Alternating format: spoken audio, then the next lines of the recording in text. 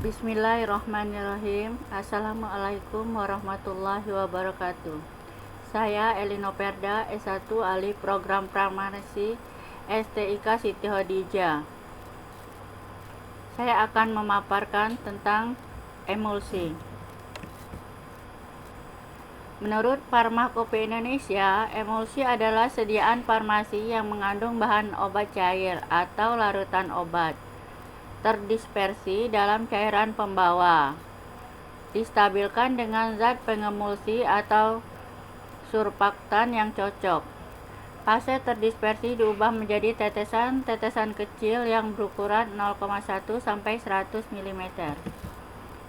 Emulsi sistem heterogen yang mengandung dua fase cairan. 1. Fase terdispersi atau fase diam. 2. Fase pendispersi atau fase bergerak. Ada makroemulsi ukuran globulanya 0,10 sampai 0,15 mili. Sedangkan mikroemulsi ukuran globulanya 0,14 mili sampai 0,002 mili. Komponen emulsi. Komponen dasar bahan pembentuk emulsi yang harus terdapat di dalam emulsi. A. Fase dispersi, yaitu zat cair yang terdispersi dalam cairan lain. B. Fase kontinu, yaitu zat cair dalam emulsi sebagai pendukung emulsi tersebut. C. Emulgator atau penstabil emulsi. Komponen tambahan adalah flavoris, odoris, koloris, preservatif, antioksidan. Tipe emulsi. Tipe oil water atau emulsi yang terdiri atas butiran minyak yang terdispersi ke dalam air, minyak sebagai fase internal dan air sebagai fase eksternal. Tipe water oil, emulsi yang terdiri atas butiran air yang terdispersi ke dalam minyak, air sebagai fase internal dan minyak sebagai fase eksternal. Tujuan pembuatan emulsi. 1. Untuk mendapatkan sediaan yang stabil dan merata atau homogen dari campuran dua cairan yang saling tidak bercampur. 2. Untuk dipergunakan sebagai obat dalam, umumnya tipe oil water. 3. Untuk dipergunakan sebagai obat luar, umumnya tipe water oil. Keuntungan emulsi.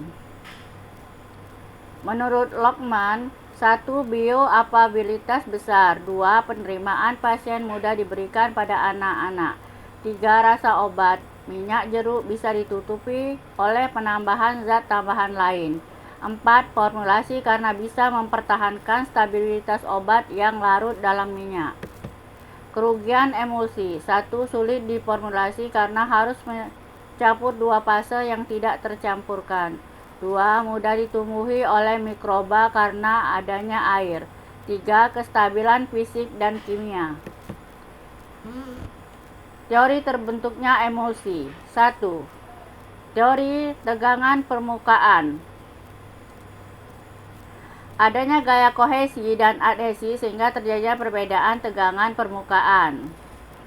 Penambahan emulgator dapat menurunkan atau menghilangkan tegangan permukaan. 2. Teori orientasi bentuk baji. Emulgator mempunyai harga HLB. Hydrophile lipophile balance. 3. Teori film plastik. Emulgator akan membentuk lapisan film yang membungkus fase internal sehingga mencegah bergabungnya fase internal dan membentuk fase yang stabil. 4. Teori lapisan listrik rangkap. Jika minyak terdispersi ke dalam air. Emulgator alam. 1. Emulgator dari tumbuhan, umumnya karbohidrat, gom arab. Gom arab sangat baik untuk emulgator tipe oil water dan untuk obat minum. Kerja GOM sebagai koloid pelindung. Terbentuknya cairan yang cukup kental sehingga laju pengendapan cukup kecil, sedangkan massa mudah dituang. Bila tidak dikatakan lain, maka emulsi dengan gom Arab, jumlah gom Arab digunakan setengah dari jumlah minyak. Untuk membuat korpus emulsi diperlukan air 1,5 kali berat gom. Diaduk keras dan cepat sampai berwarna putih, lalu diencerkan sisa airnya. Metode pembuatan emulsi. Metode gom kering, metode basah atau metode Inggris. 3. Metode botol atau metode botol Forbes. Ini digunakan untuk minyak menguap dan mempunyai viskositas rendah atau kurang kental. Serbuk gom Arab dimasukkan ke dalam botol kering, tambahkan 2 bagian air, botol ditutup, kemudian dikocok kuat-kuat dan tambahkan sisa air sedikit demi sedikit sambil dikocok. Alat pembuatan emulsi. 1. Mortir atau stamper. 2. Botol. 3. Mixer dan blender. 4. Homogenizer. 5. Colloid mill.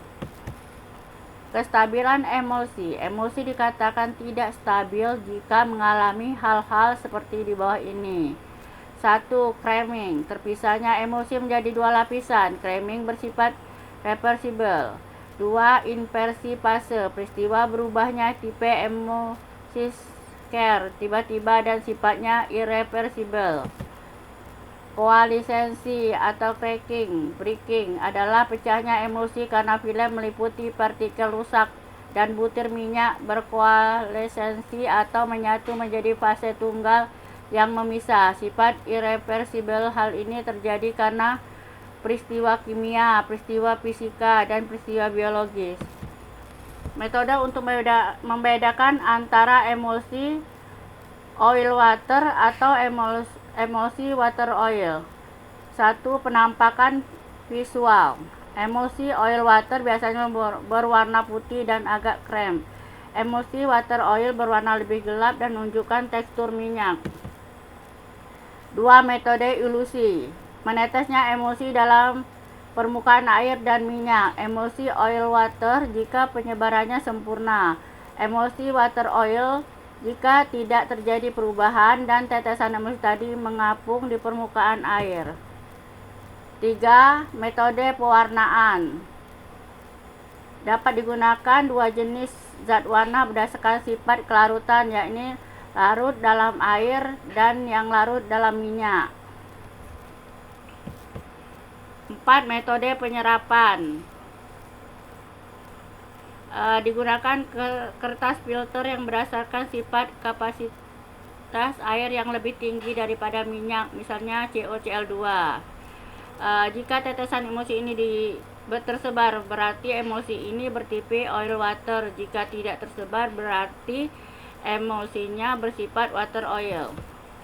5. Metode konduktivitas. 6. Metode fluoresisi cahaya. Metode ini berdasarkan sifat cairan dalam memfluoresesikan cahaya. Ini adalah tabel pembagian kelompok besar tipe emulsi, yaitu kelompok water oil dan kelompok oil water.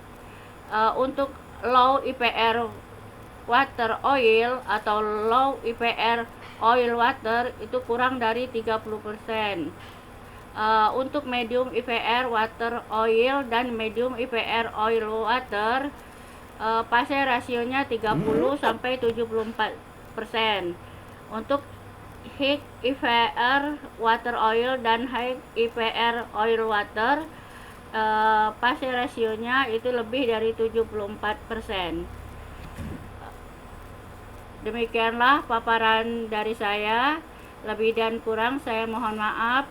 Wabillahi taufiq wal hidayah. Wassalamualaikum warahmatullahi wabarakatuh. Terima kasih.